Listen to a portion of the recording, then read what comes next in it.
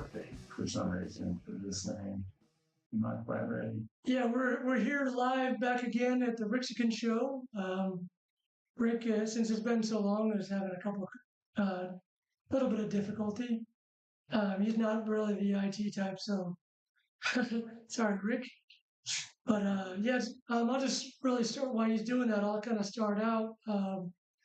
The show has kind of been on a hiatus for a little bit because the cancer progressed pretty bad in me after we thought we were in a good place. And so we decided to take a break for a little bit, just to let you know that the cancer is almost completely gone again. But during that time, I did break my leg falling down the stairs. So I'm on crutches, not very mobile, but I like sitting and hanging out with Rick as you guys all do. So we're back in the studio. So if Rick's ready, I'm here to Rick to introduce you. I am ready. Welcome to the Show. I am Rick, your host. And boy, we've taken a little break with Donnie's health problems. And it was crazy for a while because he'd be like, I'm cancer free. I've got cancer again. I was like, what in the what? It was a roller coaster. It really was. It was. And I was like, how do you have it, not have it? I mean, it was crazy. Cancer's like that, man. It's really, yeah, you can't predict it. I can just say it like that. I was like, I thought he was. You were at my cancer-free barbecue, remember? I blocked it all out. Oh, wow. I'm hurt and offended. Hurt and offended. I guess you can have another one. Well, you almost have it. You know, it's crazy. During that time when you didn't see me, I got really bad mentally too. Funny story.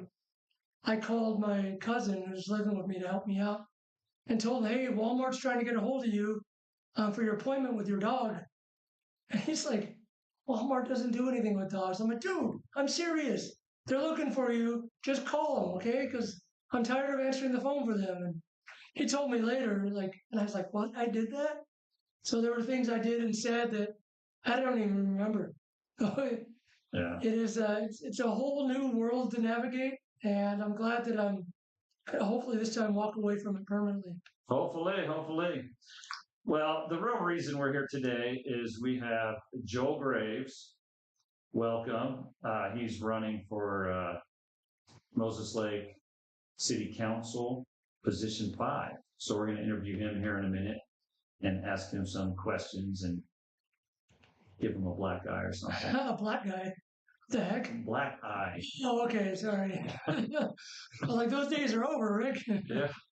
Jeez, I thought they were. What did I say? Did I miss? Speak, whatever. Anyway, yeah, we're back in action. How's the construction world going? I've actually had a couple slow days, and it's been nice because I've been grinding it nonstop. I do 16-hour days, guys. Yeah, he does. Not counting just the construction. Yeah, I got construction, and I'm here at Rick's, and sometimes you do work for me over at Microsoft. Yeah. But it's been quite a grind. So it was nice. I just had a couple things. Today I have a couple things going on, and I'm like, to do, and it's nice. But I'm like, man, I'm not just go. Yeah, all the way. How's your health going with the ribs and stuff? Is that better? I still feel a little twinge. I'm actually going to go down to the VA in Walla Walla, Yeah. military benefits. I got to go down there to get x-rayed. I had a back injury in Iraq, and so I was x-ray the whole thing all the way up. Yeah. Top to bottom. Because I had a radiologist look at it once, and he's like, whoa, there's an 80-year-old man inside there. Well, I'm still doing burpees, right? So burpees. Yeah. So, but anyway, I'm like, it's been 9 years. And so I'm like, I might as well get it looked at. Yeah. I was kind of off the VA radar for a little bit. So I went back and was like, hey. Just so you know, I won't look at it. That's for you and your girlfriend. Yeah. And they say, small. So I got stitches a few weeks ago. Did you? What? Yeah. I was working construction, and I had my hand up and my hand down, and I was trying to whittle something out so a screw would fit, notch a piece of wood, and anyway, the knife broke free and just went. Oh. And I was like, dang, I was 2 feet apart, and it's still Did you stitch yourself? No, I had a little vein, so it wouldn't stop bleeding. I was like, I can't just super glue this thing. So I went in and they gave me like 2 stitches. Oh, I'm wow. like, it needs 3. And the gal there, she was amazing, but she was like, you are the weakest man we've ever had, Samaritan. And then she was like, here's some Viagra for you. So how did you know I was here for stitches and I had other needs? So I mean, it's just crazy. It's like you know me. Great doctors there, you know. But anyway, that's only 50% true, folks. Let's get back to Joe Graves. I'm gonna look this way because he's sitting right here to me. But Joe, welcome to the show. Position 5 for City Council. You're running against Jim Paris. Jim Perez, yeah. Jim Perez. Well, Jim, I hope you're watching. You had your chance to come on. Where you were too busy for us. Maybe he'll be like, I must defend my honor. Well, I hope he does. Yeah. He and I, we sat down before we ran and got to know each other a little bit, and I like him. Yeah. Right closer to you. Yeah, we have a lot in common, and have similar views on our city and our future, and so we've been able to keep it very friendly so far because nobody wants to see. Yeah, he said you're a good guy. He's like, man, it's sad we're like 2 good guys running, it's like, so it's kind of interesting, but in the best way. Now, to be honest, I have not taken a position on this. So we're going to learn together what's going on here. So, well, why are you running? Well, it is a good question because I my wife and I have 4 young kids, and so life's full, and I have a background in government, public policy. I served in Congress under Republican Congresswoman Catherine Morris Rogers for about a decade ago. Yeah, Spokane area.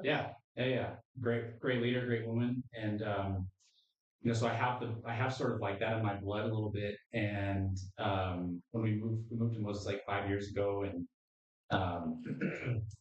just doing life, and we're like, we love Moses Lake and we want to settle down here and be here for a long time, and started to observe what's happening in the city, and the turmoil over the last 5+ years of city managers, revolving door, issues with the school district, finance issues. Yeah, just like seemingly basic stuff that we weren't getting right as a city. And so I just decided, I felt kind of a calling in December of last year to just get involved to some extent in what was happening in the city. And I thought that might mean joining a committee or a board of some sort. And I had a conversation with Judy Madewell, who sits on the city council. She and I attend Grace Harvest Church together in December, and I asked her, like, what, I'd like to get involved, just maybe dip my toe in the water. And she was like, well, there's 4 seats up on the city council. And I was like, well, there's no nice idea, but like no way that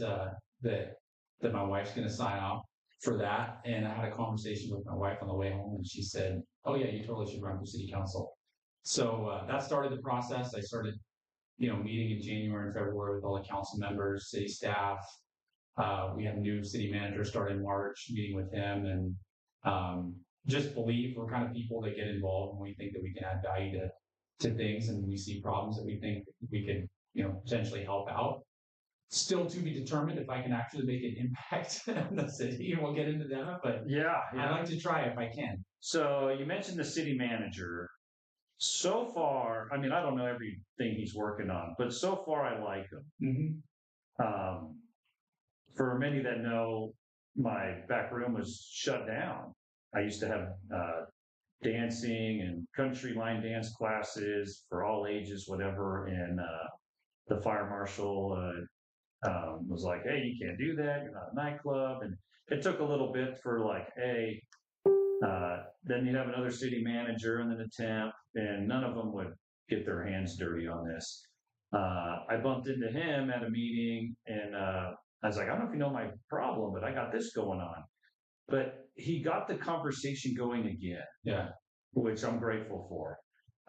It wasn't a home run win for me, but I'm back open and I'm running. It cost me like 10, 12 grand instead of, and I got the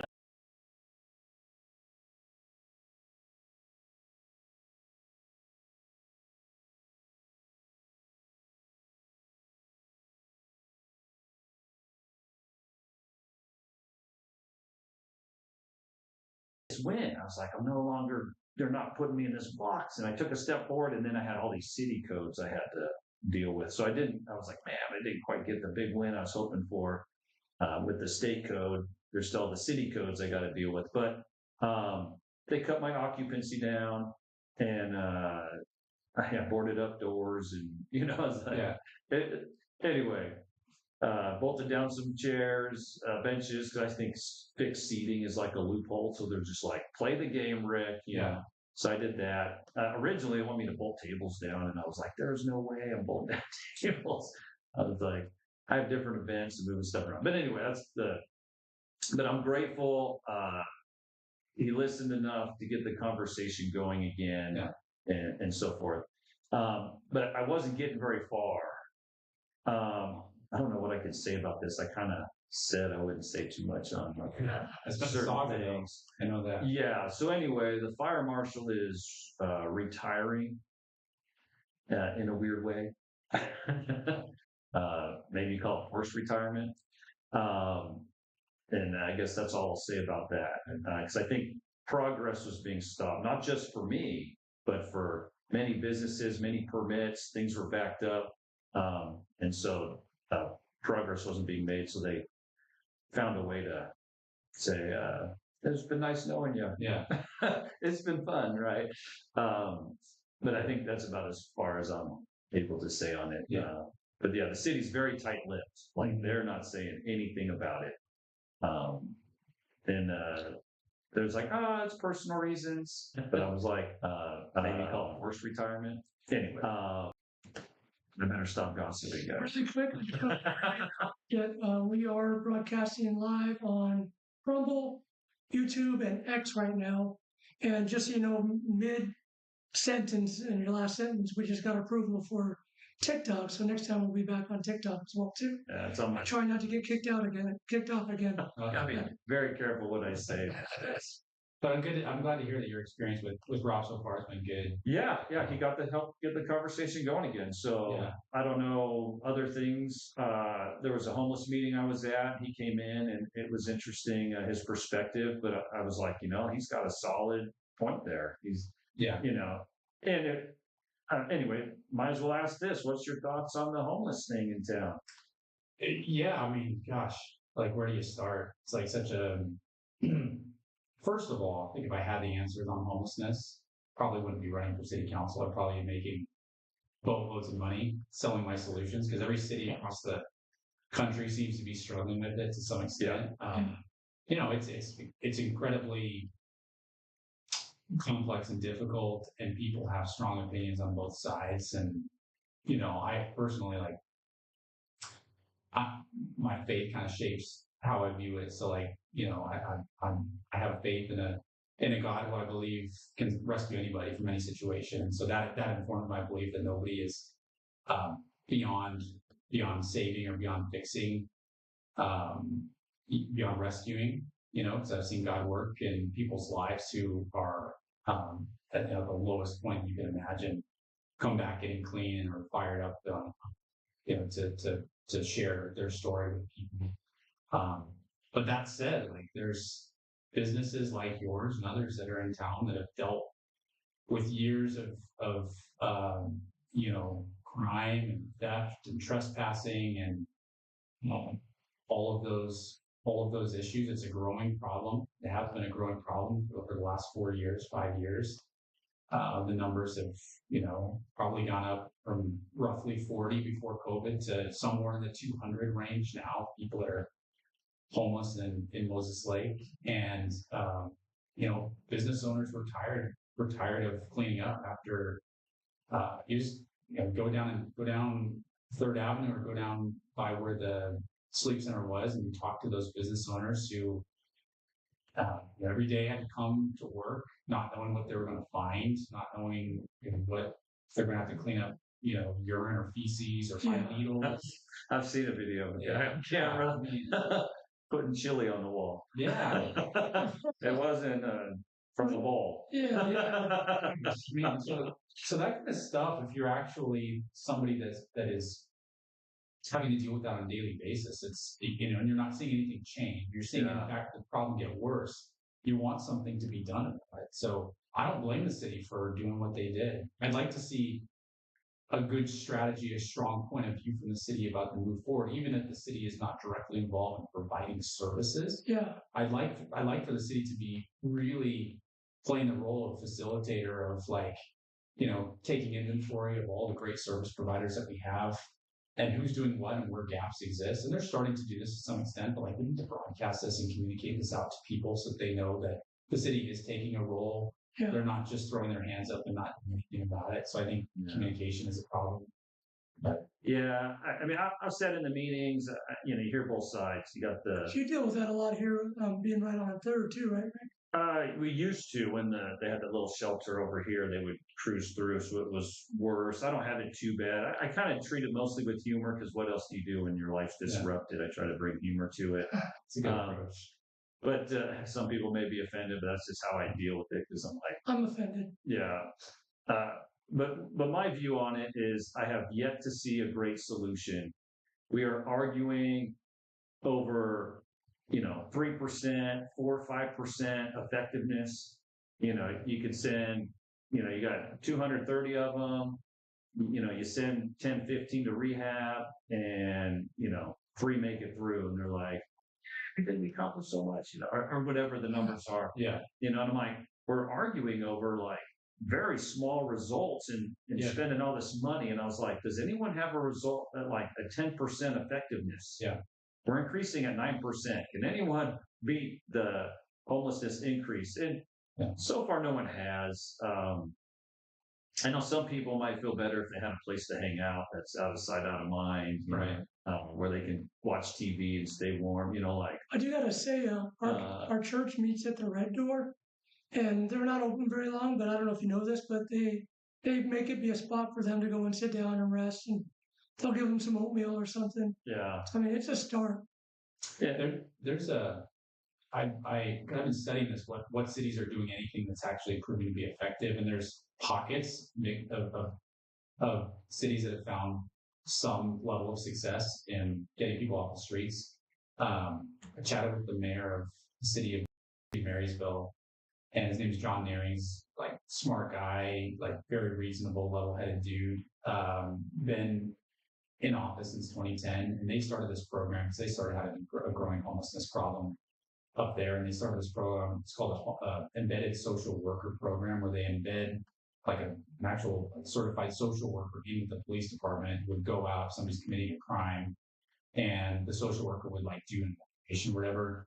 They would somebody's committing a crime, they would give them a warning first time, and then next time they come back, they would give the person an option of either going to jail or going into rehab. Those are the two options. And like you ask the mayor about it, they don't want to incarcerate anybody. It's very expensive and cost taxpayers a lot of money. But they said without the threat of jail time, without some level of accountability, these people are just going to continue. Those that are, addicts that have mental illness, not the people that are maybe down on their luck, but without some level of accountability, you're never going to have any level of success with it. And a lot of those people that faced with a choice or rehab chose rehab. And so, maybe that exact model doesn't work here, but something like that could be something that we could explore and learn from. Yeah, I don't know. I mean, I posed a question a while back, about, people that had to spend a little time in jail, and it kind of forces them to sober up, and then they have sober time to reflect on their life. And then some of them are like, yeah, I cleaned up after that. But then you look online and it's like, the results aren't very good. But I'm like, got 10 people in here that are like, yeah, well, I guess they weren't necessarily homeless, but they were tired of getting into trouble. Yeah. So they changed their life, I guess, before, homelessness thing. But it seemed like they would say like, well, jail wasn't what did it for me, but I didn't want to go back to jail. Like it seemed to like play this weird role. Yeah. And so like, a deterrent a little bit. Yeah, it's like, oh, if I don't drink and drive, then I don't, so like they start planning their life a little better because they don't want the same result. Yeah. So it's kind of it was interesting. That was kind of me, not the drug part, but when I was homeless in Portland back in the late 90s, I finally got a place, and it was by happenstance. I would go twice a week, and I would give plasma. I would look for work, and it's hard to find work when you don't have a phone number. And cell phones weren't readily accessible back then. And I looking through the help wanted ads, and I found an assistant park manager job, and it included a room, and it included power, electricity, and phone. And I was like, man, I got to apply for that. I used the money that day for my plasma donation, bought a suit, and I got the job. And I did not want to go back to the streets, so everything changed in my life so that I would progress forward. It's about 8, 9 months later, I ended up buying a house and, getting better in my life, So I agree from circumstance. I've been there. And when you can find something to grab a hold of, it actually can change your life. But unfortunately, some people don't. That's why we see the continued issues. Yeah. I mean, there's, a few business owners in town that they were, drugs, jail, whatever. And He does. yeah, he does. Yeah, he went to jail, whatever. And then when you get out, you have some housing and if you're, it's tough. It's tough. I wish what do you do? That was one of the hardest times in my life because I truly did not want to be where I was, but my living situation wasn't that great, so I walked out, and I wanted to get off the street, but the system didn't make it easy for me. No, and neither did people. Like I would panhandle. Yeah. I get spit at in the face. Get a job, loser. I was trying. I remember I would sit in front of a payphone all day after I would apply at a bunch of places and wait for that phone to ring. It's like I couldn't do anything except for sit in front of that payphone because if I missed that call, I didn't have a job and I was stuck on the street. Yeah. And I didn't really enjoy it. There's a guy named Joseph Moriarty who runs a little ministry named Jacob's Well, and he's kind of a wealth of knowledge on it. I had him on my podcast, and he has a relationship with his people, which is huge because a lot of times these organizations that don't necessarily have a relationship with people, they don't have a trust established. So when these people are ready to get help, when they hit that moment that you hit, Donnie, just the cost of staying the same is greater than the cost of doing something about your situation. When they hit that moment, that rock bottom moment, having somebody they can trust who will transport them to get help at that moment is critical. At times, absolutely. So Joseph, does he have a website? He's on Facebook. It's Jacob's Well Outreach. Okay, look for him, folks. Jacob's Well Outreach on Facebook. Yeah, I learned a lot from him, and I'd like to see guys like that empowered. Yeah, so he's there's a little bit of a divide in town. So he's doing his thing, and there's some other people doing their thing, and they battle each other. Rivalry. Something. They're all trying to do the same thing. Yeah. And I say this all the time when it comes to politics. Both sides to me mirror each other. Right? It's human nature. Don't hit the mic. So you got human nature on both sides. You have your belief systems, you have your average people, and you have your fanatics. But they kind of mirror each other, and everyone's arguing whether it's religion or science or whatever. So they got this thing, but to me they kind of mirror each other. You got your extremists, whatever, if that makes sense. At least in my head, it kind of does. And but you break it down, we all want the same thing. I say this all the time. We all want, affordable housing, healthy food, safe place for our kids. And then we all argue about it. Yeah. And affordable health care. And it's like, why are we so divided? And I don't know who has a secret to bring us together. And you find a common enemy, right? I want to know the unifying issue that I found in Moses Lake. Bring Costco to Moses Lake. Yeah. I think that maybe there's a handful of people that would be opposed. Right, Costco. I mean, well, we've tried to bring them many times in the past, but I was going to say it. City Council fought it. Well, there's a whole conspiracy about that. You talk to the city council people, they're like, "That's not what happened." And then you talk to, they're like, "Does anyone have a Costco representative that's like, what happened was we were checking out land here, and we just."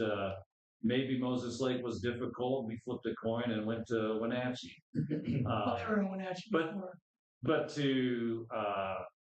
I'm very pro bring an anchor store our business into town Yeah. because other businesses will come. Yeah. And like, I mean, we all know you go to Tri-Cities or Spokane, whatever, and you go to Costco and then you go out to eat, you do another thing, and you stop at 4 places to shop. Yeah, or more. Costco's $500 every time. And you want Oh, yeah. that tax revenue coming from outside towns Yeah. coming into our community. Yeah. And I was like, you want Ephrata's money, you want Othello's money. I'm like, so whoever gets it first, and right now we're driving an hour and a half for this service. Yeah.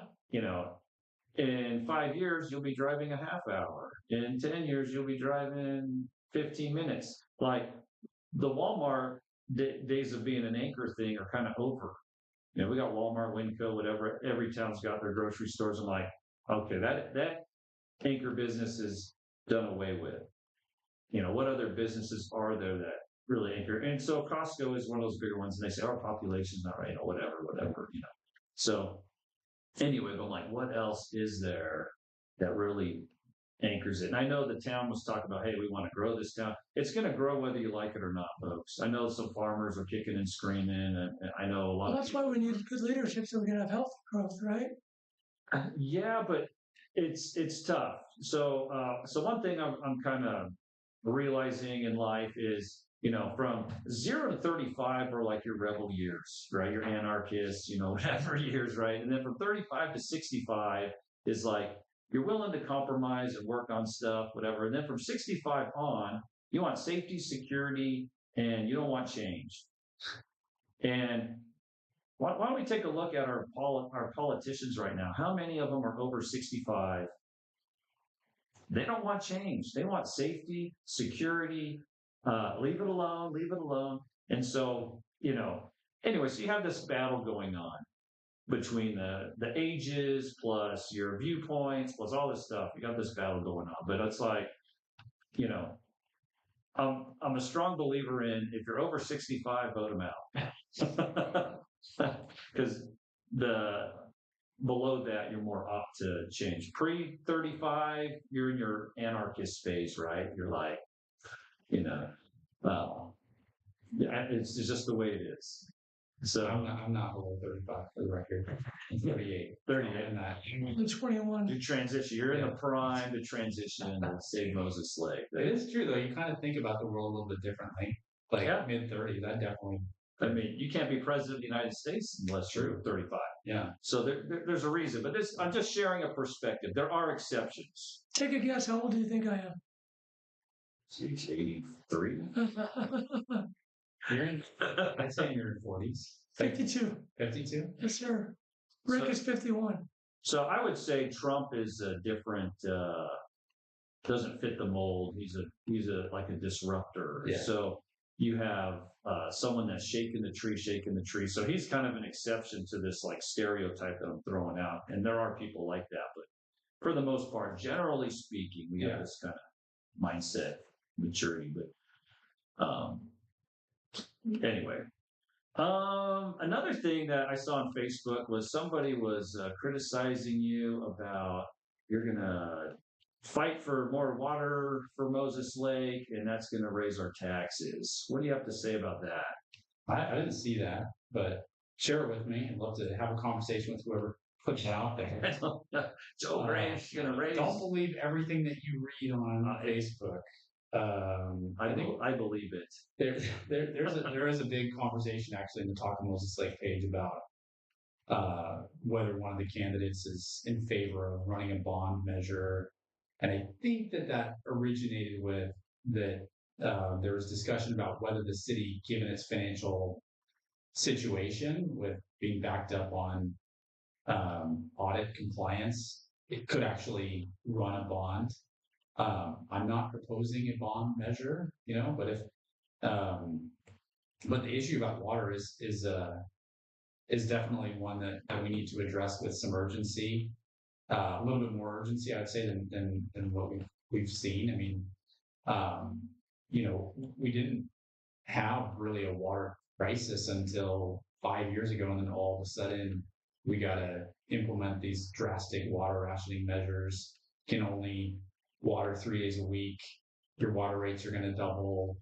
If you go above a certain threshold, you're going to pay an excess of use fine of $250. I think the city swung the pendulum a little bit too far, but the issue of water itself is like, you need a PhD. I mean, I went to check actually today the city's water strategy plan, and it's very thorough. It's 345 pages long. Holy moly. And so, I'm not saying like we need to shortcut that, but I think that the communication to the city about where we're at, what the projections are, if we do nothing, that all needs to be like very clear for people to understand, so that they understand that, the things that the city's asking them to do, the why. Yeah. And so I think I would call it water concerns. I wouldn't call it a water crisis. If we were in water crisis, then they would be like, gravel your front yards, here's a rebate. They would be spoon feeding you this information to save the water. Right now, they're like, we're water cautious, so we're going to ding you harder if you use more than you should. Because I've been waiting. I've been hearing about this water problem, and I was like, well, I mean, I lived in Las Vegas for a little while doing foreclosures back in 08, 9, and 10. Yeah. Locking up houses. I'm like, that's a desert area. And it was very pro, put in some turf, put in some rock. I mean, it was desert landscape out there. And I was like, that's a water crisis. But we don't have that here per se. Now, we do have some water.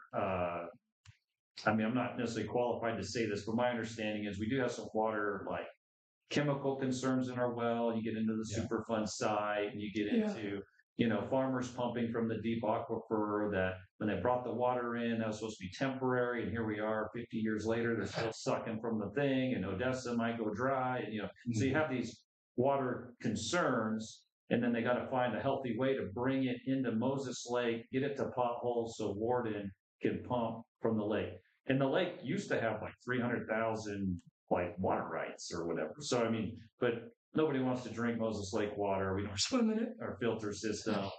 Anyway, so you go down this rabbit hole. How do they do it? One thing I want to say about water, it's very important, obviously, especially for your vehicle, because so often people don't check their fluids regularly and end up having issues with their car, whether it be their brakes, their suspension, their exhaust, all that. There's a solution in our area.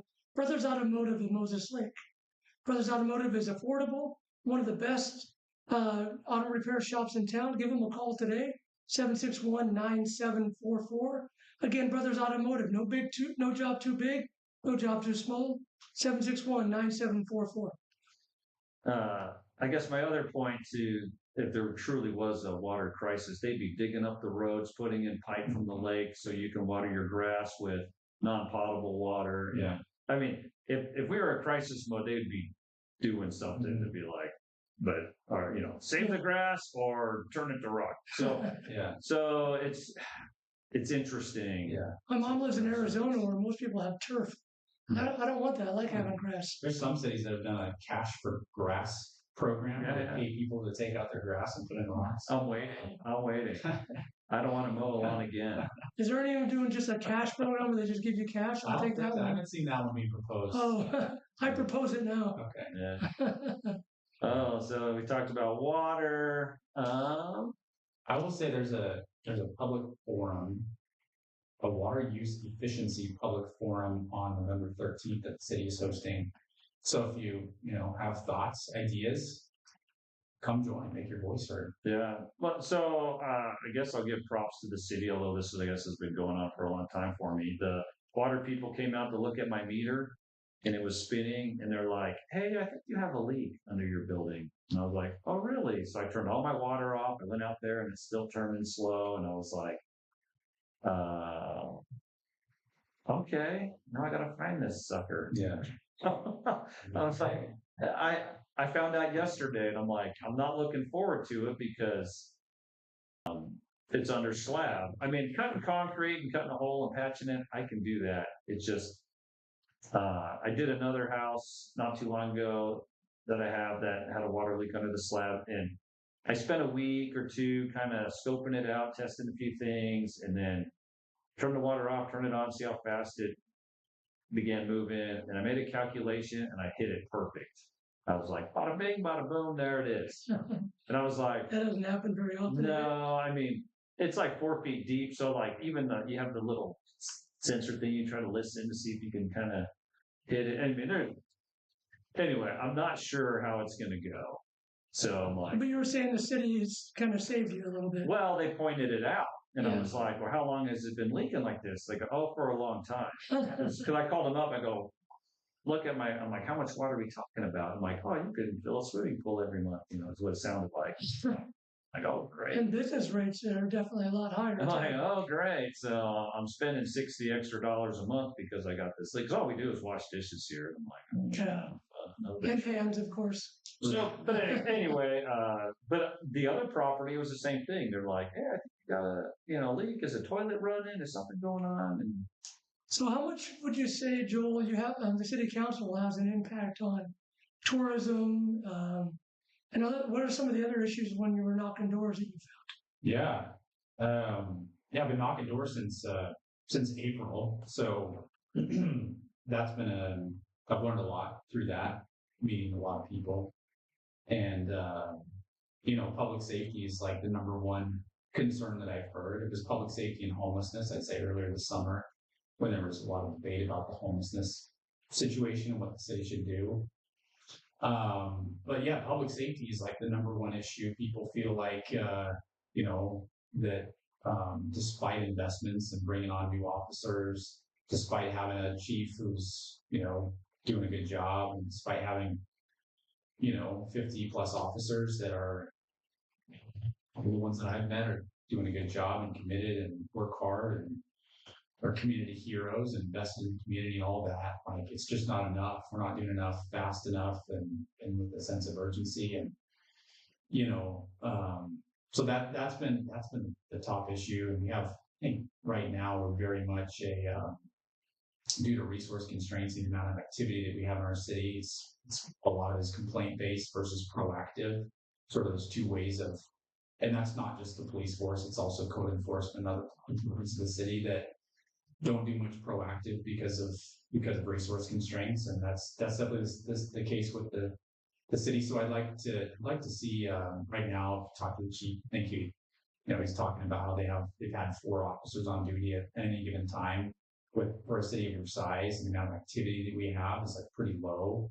And so they're bringing on new officers to get more people so they can start to police more proactively. But, I love our city's parks, and I love, if you go down to like Bell Landing or Civic Center Park, these are beautiful places in our city that like no families will go to because you never know what you're going to find. And it's overran with homeless people, some of which are harmless, some of which may not be harmless, So,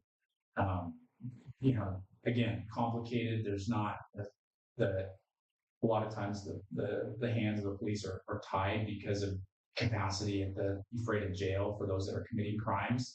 They don't have the capacity. That will change to some extent when they open up the new jail next year, which I think will alleviate some of that. Those that are known, chronic criminals that are committing crimes where today we have nothing that police officers can do besides wave a finger at them. They will have some level of accountability, which I think would be a good thing. But yeah, public safety is a big issue. It's a paramount duty of our city to keep our citizens safe. And for young kids, I'd like to make sure that we raise them in a city that's safe. yeah, I don't know if the crime rate's going up or staying about the same, but we live in a different world where, if the crime rate was the same, I was busy playing outside as a kid, and now today our kids are all inside on TV, screen time. Yeah. So it's different. It's different. It's like different but the same. It's kind of anyway interesting. There's always going to be people out there that are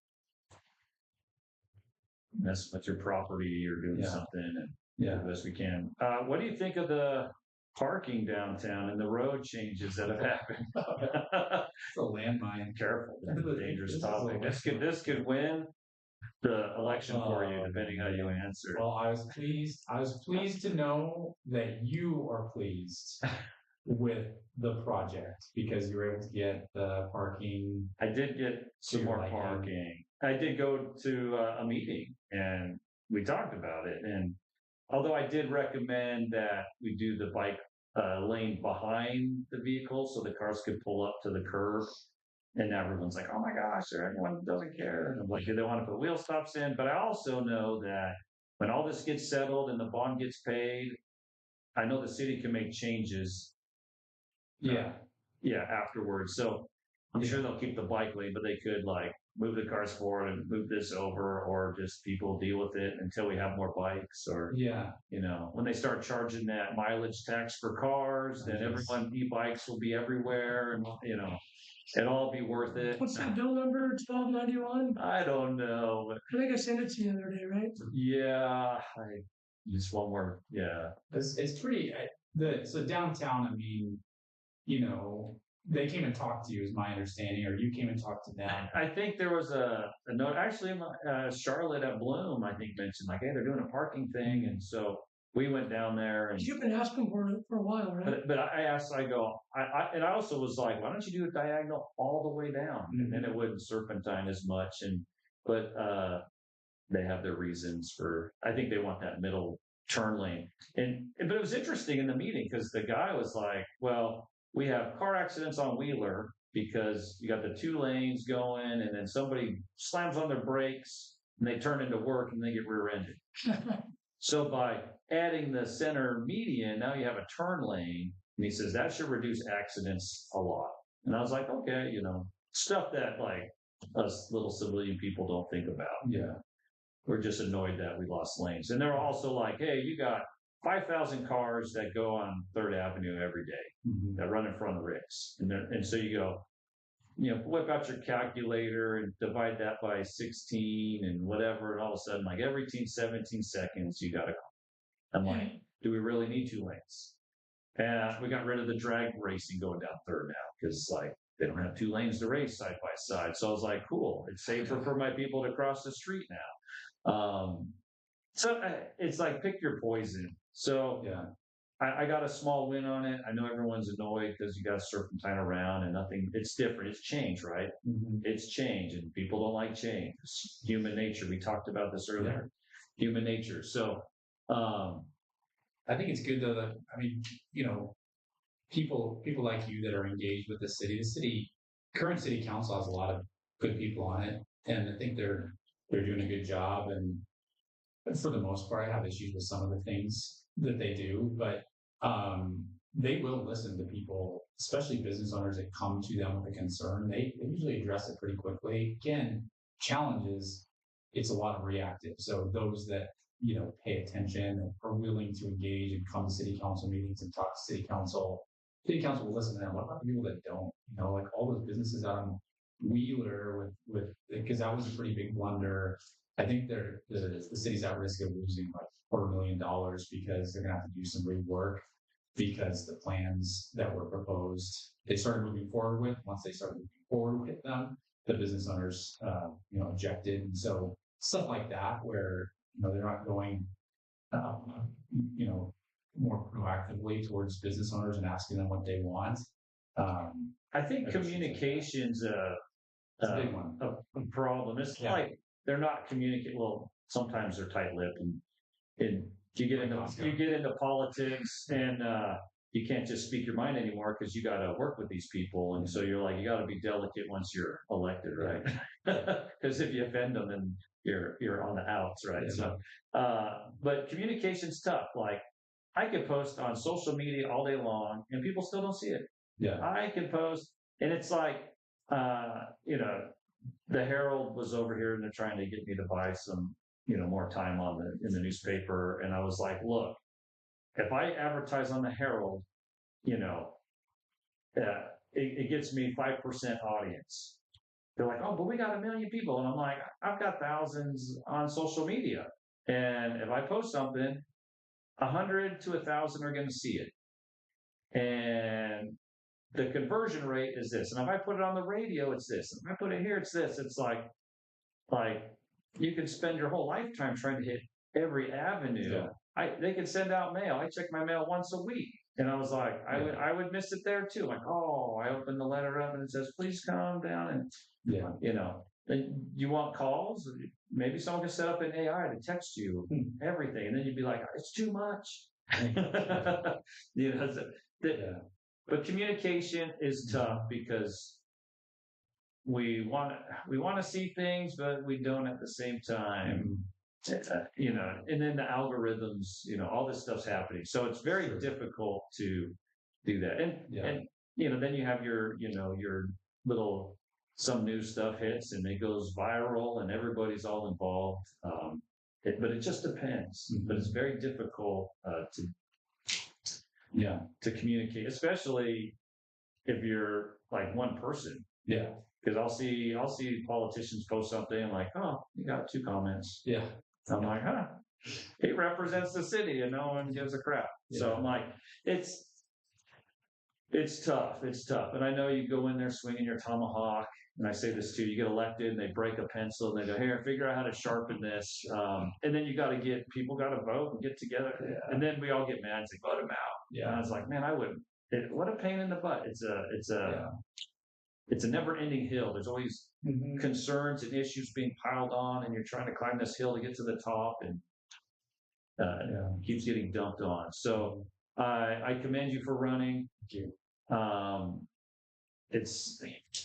I know it's a never-ending battle. That I guess was my whole point to this. Yeah, it's tough. Yeah, but we're not doing this. None of there's 2 competitive races. 2 competitive races, 2 incumbents, Mayor Schwartz and Mark Fancher didn't draw an opponent.